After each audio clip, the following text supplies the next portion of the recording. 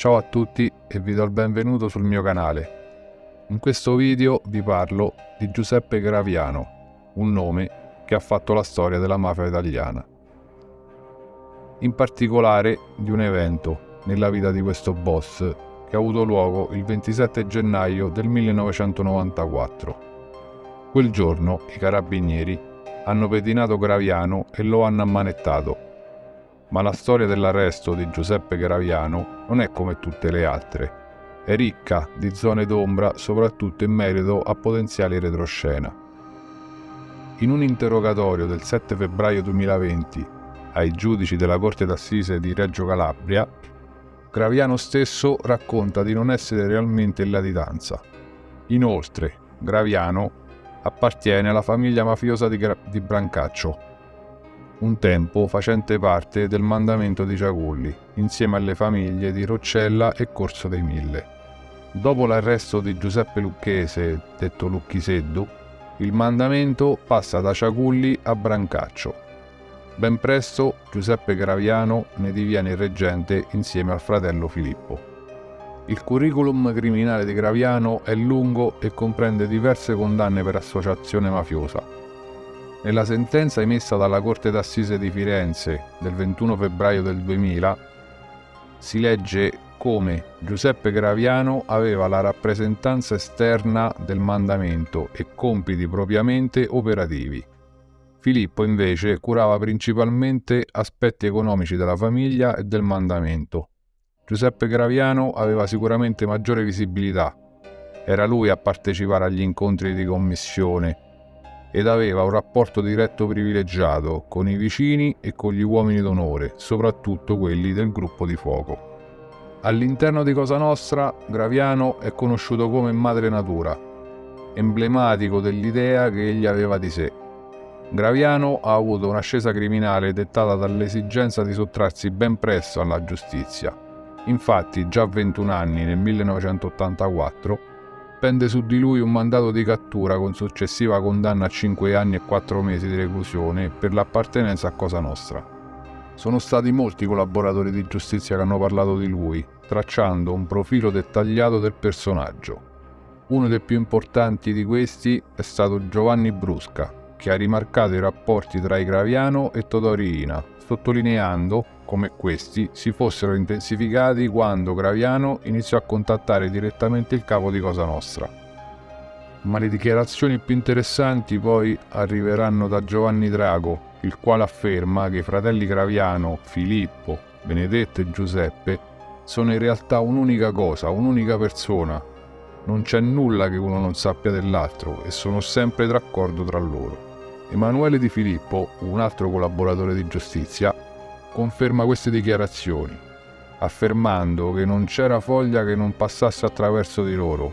Per qualsiasi cosa bisognava andare dai fratelli Graviano, Filippo, Giuseppe e Benedetto. Ma c'è anche Gaspare Spaduzza, un uomo di fiducia storico di Graviano, che afferma come Madre Natura fosse il suo capo, ma anche un amico fraterno. Giuseppe Graviano è stato condannato per molte stragi, tra cui quelle di Capaci, Via D'Amelio,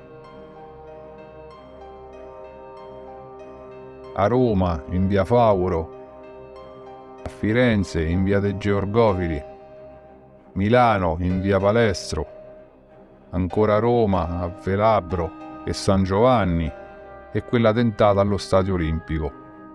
Questo dimostra il suo coinvolgimento diretto e personale in queste attività criminali. Il pentito Giovanni Brusca ha rivelato che dopo l'arresto di Totò Riina, poche persone erano rimaste legate alla strategia stragista. Tra queste persone c'era proprio Giuseppe Graviano e insieme a lui c'erano lo stesso Giovanni Brusca, il cognato di Totò Riina Leoluca Bagarella, che rappresentava Corleone e parlava direttamente con Provenzano, che però non condivideva questa linea. Poi c'era anche Salvatore Biondino, che dopo svariati sì e no, dice Brusca, ha dato il suo ok.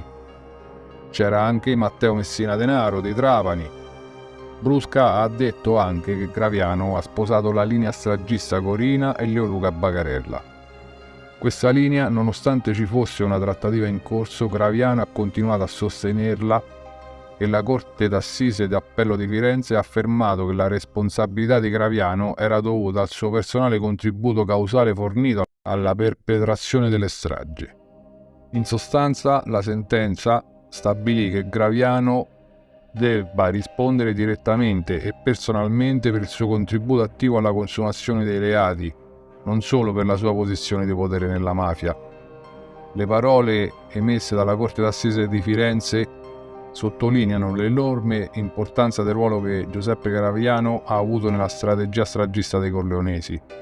Secondo i giudici, a partire dagli anni '80, Graviano intratteneva rapporti con esponenti dell''ndrangheta e durante una delle sue trasferte in Sicilia si fermò anche in Calabria per prendere parte ad una riunione avente ad oggetto gli attentati da compiere ai danni dei carabinieri. Uno degli incontri più importanti di Graviano riguarda quello avvenuto a Buonfornello tra fine 1993 e l'inizio del 1994, durante il quale, secondo Gaspare Spatuzza, Graviano gli disse che si doveva progettare un attentato contro dei carabinieri. Graviano avrebbe anche chiesto di portare un po' di morti dietro, per dare una smossa alla situazione e attivarsi il prima possibile perché i calabresi si erano già mossi. Inoltre Spatuzza riferisce che Graviano avrebbe richiesto l'attentato allo Stadio Olimpico per dare il colpo di grazia allo Stato. Secondo i collaboratori di giustizia, l'obiettivo principale delle organizzazioni mafiose era quello di riuscire ad ottenere il miglioramento delle condizioni carcerarie e delle modifiche alla normativa antimafia. Graviano sapeva di avere il paese nelle mani e di poter trarre benefici a partire dai carcerati. In definitiva, Graviano risulta essere stato determinante per il coinvolgimento dell''ndrangheta nelle stragi e nella progettazione degli attentati ai danni dei carabinieri. Gli investigatori così, da quel momento, decisero di monitorare Salvatore Spataro. Era un infermiere di Palermo che potrebbe rappresentare un possibile contatto con il boss. Così, il 26 gennaio del 94, Spataro e la sua famiglia si dirigono verso la stazione di Palermo per prendere un treno diretto a Milano. Gli investigatori che avevano attivato il servizio di pedinamento, dalle intercettazioni telefoniche apprendono che la destinazione era la città lombarda.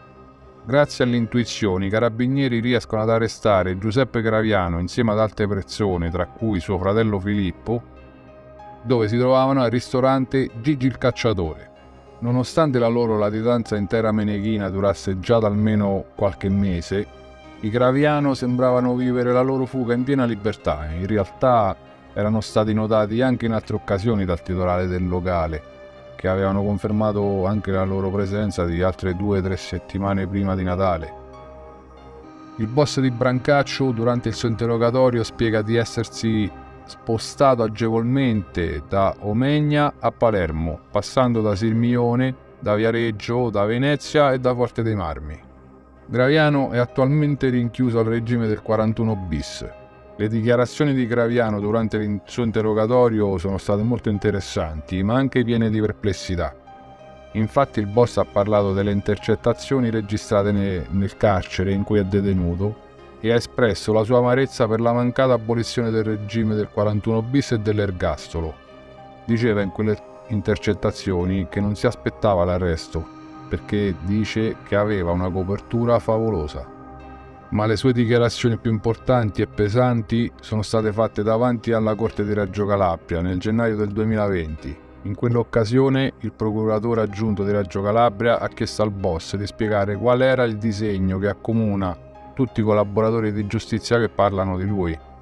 Graviano non ha fatto nulla per nascondere la verità e ha risposto che se si vuole scoprire chi sono i veri mandanti delle stragi e dell'omicidio del poliziotto Agostino, bisognava indagare sull'arresto suo e del fratello Filippo.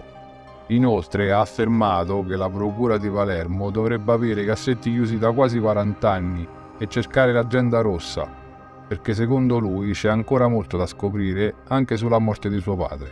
Per i giudici della corte esiste un grumo di potere composto da mafia, politica, massoneria e servizi segreti. Ad essere stata colpita per le stragi di mafia è praticamente stata solo la parte militare relativa a Cosa Nostra e 'Ndrangheta, ma il livello va alzato, va scoperta la parte massonica e politica. Cosa ne pensate voi di questa vicenda? Fatemelo sapere nei commenti e non dimenticatevi di iscrivervi al mio canale per restare sempre aggiornati. Al prossimo video.